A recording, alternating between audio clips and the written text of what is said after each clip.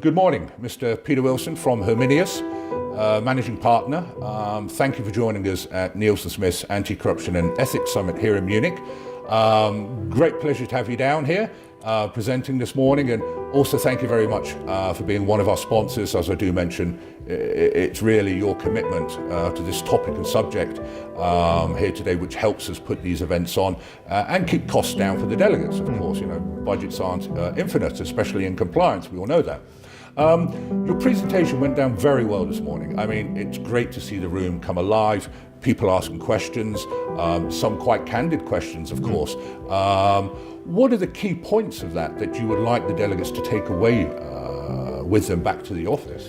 Well, it's always a bit frightening to be in the room with genuine experts. They picked up on any weaknesses they saw in my argument, so it was good to be challenged on that, and I felt that I was on my toes, and you can't just go on autopilot at this conference. So people are really very expert in dealing with situations that they've understood over decades.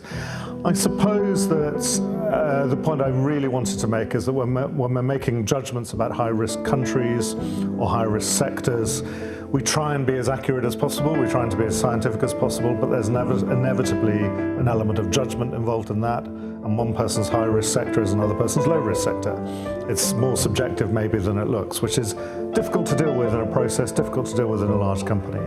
So I was really talking about all the ways, I think, in which we can be very sure that we're applying, not just letting the data lead us in a certain direction, but applying as much judgment and as much long-term expertise as possible to a given problem, and avoiding some of the known pitfalls in decision-making.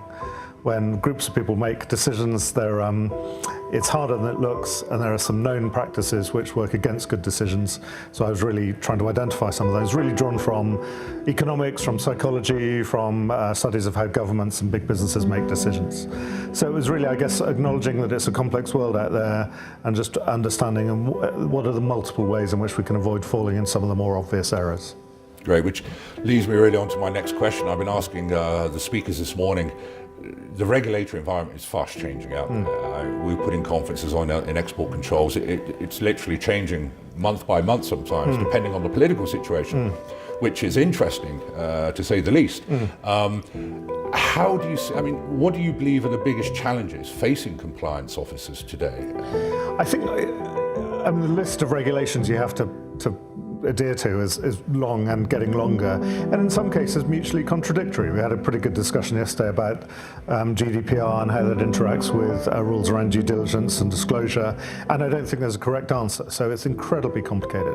What struck me was the difficulty in getting one's colleagues and staff, often tens of thousands of people dotted around the world, to understand the basics of this. They're not going to read every word. So how we effectively change behavior in a way that people do the right thing without even having to think about it, without having to go and look up the guidebook, but simply understand what the parameters are and what constitutes the right thing. That's very hard, and it's not solved by sending people emails with PDF attachments. It's more difficult than that. So I think it was a really interesting reflection on how in practice we get colleagues who are not necessarily experts to change their behavior. Always. I think all the years we've run in compliance conferences, I think this is a non-running thing. It's easy to tell. It's a lot harder to get them to follow, sort of thing.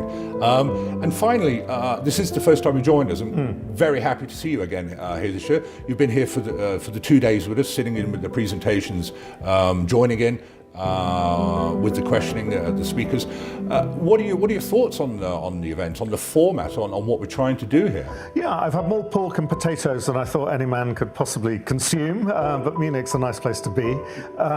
It's a relaxed atmosphere. I think people are incredibly frank. Often when you talk about compliance or due diligence issues, it feels a bit like you're airing your dirty laundry, and in fact it's not like that. The only way we solve these problems is to be open about them and share them. So I think the format lends itself to that.